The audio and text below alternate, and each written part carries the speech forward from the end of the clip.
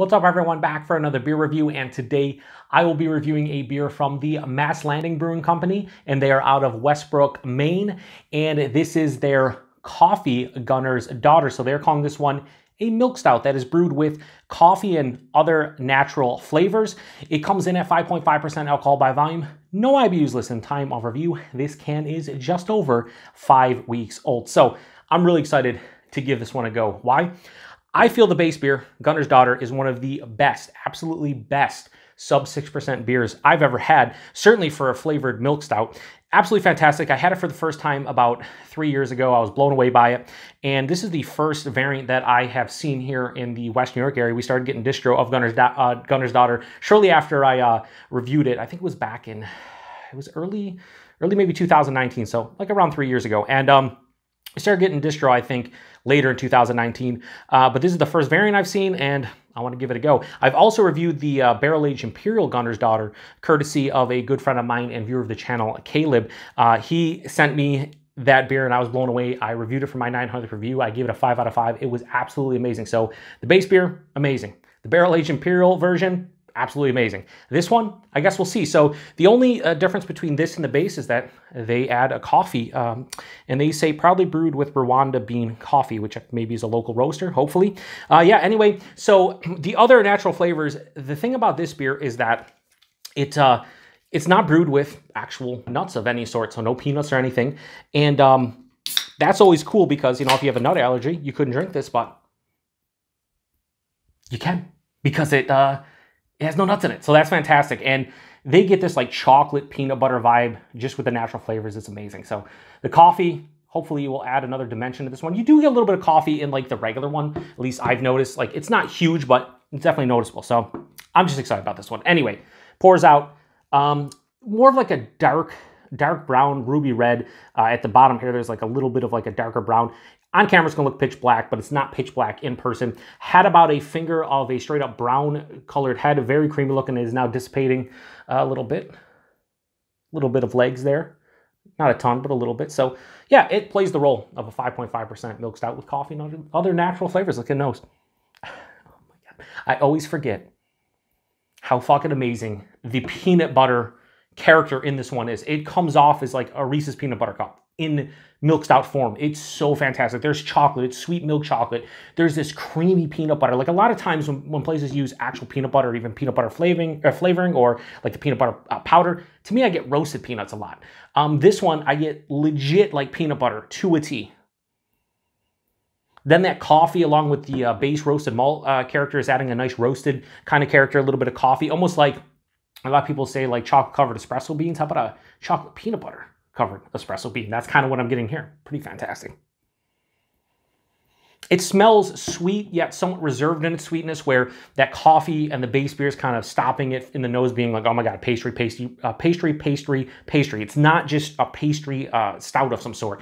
It has that rich peanut butter and chocolate kind of vibe, but you still get like the base beer, which is nice. Maybe a touch of vanilla in there as well. Again, I mean, for something that's 5.5%, the nose on this is absolutely fantastic. If I was drinking this as a whodunit / mystery / blind, whatever you want to call the beer reviews where I have no idea what I'm doing. Oh wait, that's my channel in general. The fact of the matter is, if I was doing this blind, I would just from the nose think this is at least 8%, if not 10 and above, just because of the intensity and the richness of the nose. I would be like, this is a 10% plus chocolate peanut butter Imperial milk stout, or just Imperial stout, like a pastry stout. It just has that nose to it.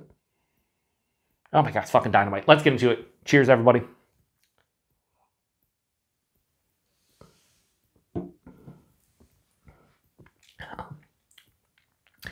The coffee adds a nice dimension to the beer of what I know of the base beer. Really nice. But I think this one's like medium, maybe a touch under medium. For 5.5%, I'm okay with that. Like, I'm not anticipating this being a big, thick, rich body. The mouthfeel, it's creamy. There is lactose in it, obviously being a milk stout. It has carbonation, but it has a nice smooth creaminess to it. Not soft, but smooth and creamy. So body and mouthfeel are pretty much what I expected for this beer. The taste, everything that I love about Gunner's Daughter but with a nice blast of roasted coffee, basically, is what I'm getting. It's weird because on the nose, the coffee was just intertwining with the chocolate and peanut butter and everything. So it was getting a little bit lost even with the roasted malt, but in the taste, definitely more prevalent. So right at the forefront, there's roasted malt. There's a nice roasted coffee, like a medium roast kind of coffee. And right after that, that chocolate peanut butter, Reese's peanut butter cup kind of flavor hits me. And that carries on to almost the finish. And on the back of the palate, I'm left with this mild to moderately bitter and semi-dry kind of finish. So I like that this isn't overly sweet. And I don't even think the base one, I'm trying to think back to my review, and I've had it a couple times since then. It's not a super sweet beer at 5.5%. It's just the flavors are really nice and remind you of chocolate peanut butter. So this isn't that sweet either, which is nice. It makes it infinitely more drinkable, because if this was super sweet, obviously you might not even be able to drink an entire can. I could easily, I'm gonna throw the rest of this back and it's gonna be fantastic. So I like that I get the roasted malt from the base beer. I do like that coffee roast that kind of continues. What happens is right at the beginning, you get that roasted malt, goes underneath the palate, it's omnipresent, it's with you the entire time. So that base milk stout is there with you pretty much on the entire palate. But right after that, that roasted coffee hits and it rides on top of that chocolate peanut butter right to the very end. So if they have, do they have like coffee versions of like a Reese's peanut butter cup? Like that would be really cool if there was like a coffee version of it. It's like someone took a Reese's peanut butter cup and mixed it with a coffee crisp. All my Canadian beer tubing friends and viewers probably like coffee crisp. I love it. So if you married a coffee crisp with a Reese's peanut butter cup, you kind of get this beer. Here's the real question. Do I like it better than the base? No, I don't. Got to be honest. I like coffee. I like coffee beers. But I still think the base beer has enough coffee and it's more cohesive and balanced out between the chocolate, the peanut butter, and the coffee, where this with the coffee, I think it's nice, adds a different dimension, adds a different flavor profile than the base. I just don't enjoy as much as the base one. So I am still going to give this a really nice score because it's really tasty, but I think I gave the regular like a 4.5, which I think is appropriate. I gave the Imperial barrel-aged version of 5 out of 5. This is not going to get as high as either of those, but I will say this is a really, really nice coffee, peanut butter, chocolate, milk stout, whatever you want to call it. So one more sip and then we'll rate it. Yeah, I think I'm going to give a coffee Gunner's Daughter from Mast Landing. I have no issues. No issues at all giving this a high 4.25 out of 5. Well, 4.3 out of 5. If I gave the base a 4.5, I think this is, yeah, almost a quarter point lower. Not that, here's the thing. If you love coffee, I could easily see you enjoying this more than the base. I don't love coffee. I like coffee.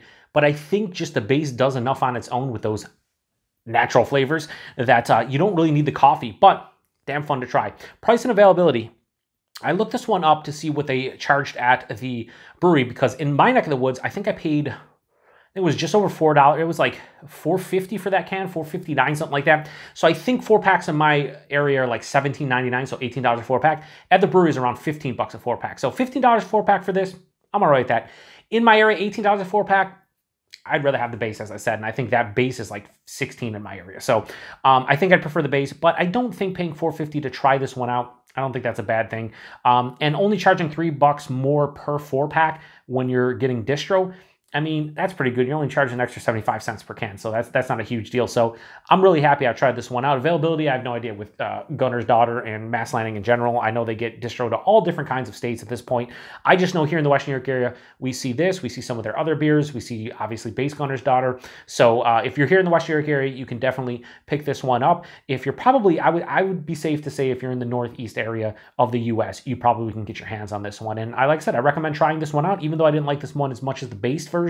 I think it's pretty damn good. And I don't know if they have, I want to say, I've seen Caleb, the aforementioned Caleb. I'm pretty sure that he went to the brewery and he had like a vanilla version and there was a couple other ones. I want to see more variants of it. I feel like a vanilla version would enhance the base of this beer because you're talking about completely different flavor that you get in the base Gunner's Daughter. I don't know what else you could do variant-wise, but I'm here for it. So if you've had this one before, let me know what you think about it. I'd really appreciate it. I'm sure some of you out there have had this variant. The 5.5 ABV, it's 5.5. Like at this point, sub 6% beers, don't really taste the alcohol. And if I do, it's probably something I go on a rant on in the video for like 5 minutes, and that didn't happen today. So hopefully everybody out there is having a great early 2022, and stop back tomorrow. I say this probably every couple months in my reviews, but this is the first and only beer that I'll be reviewing today, and I can't talk. So that just means I can't talk in general. Yet here I am on YouTube doing beer reviews. Yeah. Anyway, appreciate everybody stopping by. Till the next one. Cheers.